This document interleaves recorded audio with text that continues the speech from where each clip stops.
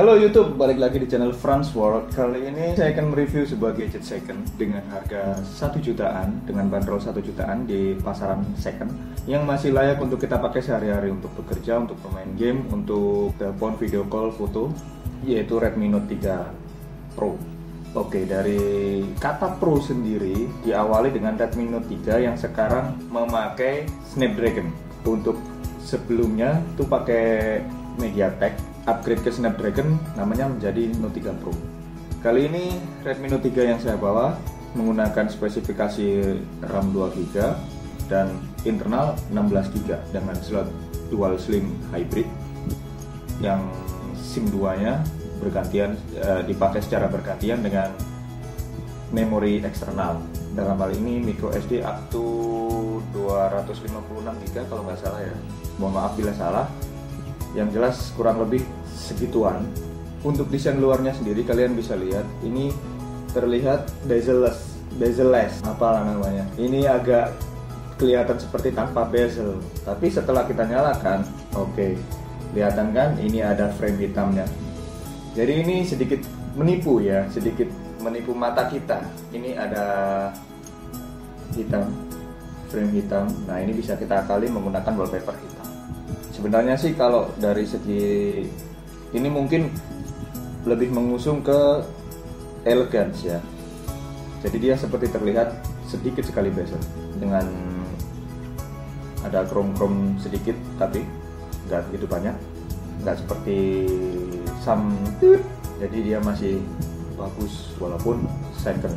Ya banyak juga sih yang sudah hancur kondisinya. Untuk bagian depan ya, bagian depan sih ya seperti itu tadi, ada 3 tombol, nggak begitu ada perbedaan yang spesial dengan handphone lain, tapi masih terlihat simple, elegance dengan sedikit chrome di kelilingnya. Dia menggunakan baterai tanam.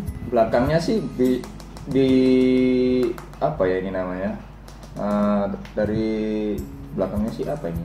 Plastik sepertinya ya. Atau metal, sepertinya metal. Ya metal. Oh bukan, ternyata plastik ternyata. Jadi kalau kalian mengira ini metal, kalau metal suaranya nggak gini. Ini mah plastik. Ini plastik. Tapi terlihat seperti metal ya, seperti Apple Roa. Ya tapi dari segi belakangnya terlihat cukup elegan. Speaker dengan ada fingerprint di belakang, di bawah kamera penempatannya, jadi lebih terlihat manis. Terus di samping, di pinggir-pinggir fingerprintnya itu ada aksen chrome, jadi terlihat sedikit lebih mewah. Untuk kamera terlihat lebih lebar ya, sama seperti lebar fingerprint. Ada flash, earphone plug 3,5, ada sensor inframerah, remote AC, remote TV, terus apalagi ya, slot samping, slot kartu di samping, tombol volume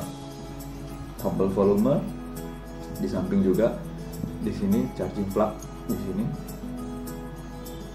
mic di sini. Ini sebenarnya casing bisa dibuka ya.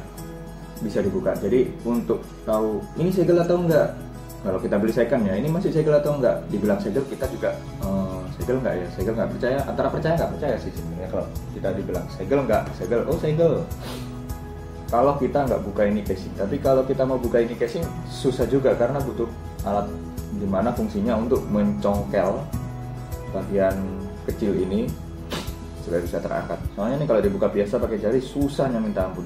Dan kalau beli second, upayakan cari yang kondisi mulus. Banyak sekali Redmi Note 3 di pasaran second yang kebanyakan casing backdoornya, back casing, backdoor atau apalah bahasanya, banyak mereka kasih nama. Ini sering agak mangap dikit gitu loh. Jadi kalau kita beli second dengan harga 1 jutaan, yang sebenarnya yang ponsel ini aslinya itu bagus, kita jadi kelihatan nyesel kalau kita beli kondisi yang agak mangap atau agak cacat atau agak apa. Ini saya beli mulus sekali loh dengan harga 1 jutaan, 1,3 kalau nggak salah. Baru sih, ini saya lagi kepincut aja sama Redmi. Untuk internalnya sendiri atau untuk perangkat ini sendiri dibekali dengan Snapdragon, dengan chipset Snapdragon 650 hexacore ya, sudah hexacore Cortex A72 dengan GPU Adreno 520. Jadi untuk chipsetnya sendiri itu sudah lumayan apa ya, sudah bisa dibilang worth it lah dengan harga 1 jutaan hexacore. Sebenarnya sih ada yang RAM 3GB atau 4GB. Mungkin ini kebetulan saya dapat yang harga 1 jutaan itu RAM 2GB. Tapi dengan RAM 2GB itu sendiri sudah dirasa cukup smooth. Perpindahan grafisnya cukup smooth. Mana ini yang kelihatan banget. Nah, ini lihat, cukup smooth. Untuk gaming sendiri juga cukup baik. Untuk konsumsi baterainya juga cukup baik, tidak panas seperti merek Asus. Dan kalau untuk internalnya sendiri sih saya rasa cukup ya, 16 ya. Kalau nggak cukup masih ada eksternal. Kalau untuk masalah kalian dual SIM mau pakai dual SIM ya konsekuensinya nggak bisa pakai eksternal. Tapi sekarang sudah canggih, kalian datang ke counter-counter yang menjual aksesoris ini bisa dikasih extension. Jadi kartu ini bisa ditongolin ke sini untuk SIM 2 walaupun dengan memori. Jadi entah apa namanya itu ya, saya pernah lihat. Jadi bisa pakai dual SIM dan pakai memori eksternal. Oke, dari chipset tadi hexacore, GPU-nya Adreno. Untuk kameranya sendiri, primary-nya 16 megapiksel dengan face detection autofocus, LED dual tone ya. Ada warna agak kekuningan sama warna putih cerah. HDR, panorama, smile detection, terus secondary-nya kamera depannya 5 megapiksel. Ya, yang lumayan bagus lah, 1080 piksel ya. Untuk Bluetooth-nya sudah versi 4. Overall ini 5,5 inch ya, 5,5 inch, jadi agak lebar, luas. Digenggam itu enak karena bentuknya ini loh, curve-nya ini enak sekali, masih nyaman lah. Nggak seperti HP-HP lokal lainnya. Dengan kerapatan rayal 403 ppi, jadi grafisnya cukup bagus ya, menggunakan IPS capacitive touchscreen. Jaringan 4G, ponsel ini menggunakan baterai LiPo 4000 mAh. Sebenarnya cukup kuat, cukup baik. Untuk aktivitas 24 jam sudah bisa mengcover aktivitas kalian selama 24 jam. Tapi 24 jam untuk aktivitas aktif ya, aktif sekali menggunakan ini seperti internet, sometimes kita main game, WA atau video call. Ya pokoknya aktivitas ponsel yang aktif itu 24 jam kalian sudah tercover dengan baterai 4000 mAh tadi. Tapi jeleknya kita kan dapat second. Kalau kalian beli baru sih nggak begitu masalah ya. Ini baterai non removable, jadi nggak bisa kita copot sendiri terus kita belikan lagi. Kita harus bawa ke service center atau mungkin kalian yang bisa berani mungkin ya otak-atik handphone sendiri nggak masalah sih. Untuk OS-nya sendiri dengan bawaan MIUI 7, tapi nggak usah khawatir, sudah ada upgrade MIUI 8.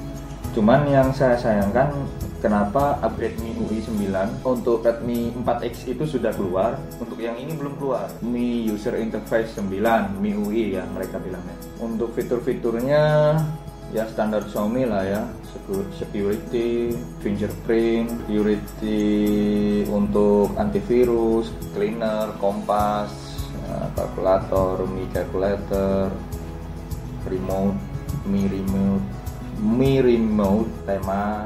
Untuk packagingnya sendiri sih ada kartu garansi, manual book, colokan untuk cabut SIM card,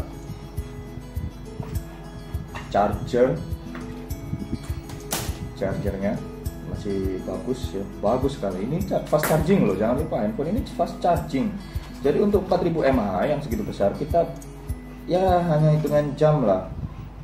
Katakanlah 1 jam itu kita udah bisa pakai ngisi sampai 50%. 1 jam itu bisa 50 ke atas. Saya nggak ngitung pastinya ya, yang jelas saya charging dari 30%-an sampai ke 70% itu cepat sekali, nggak ada 1 jam.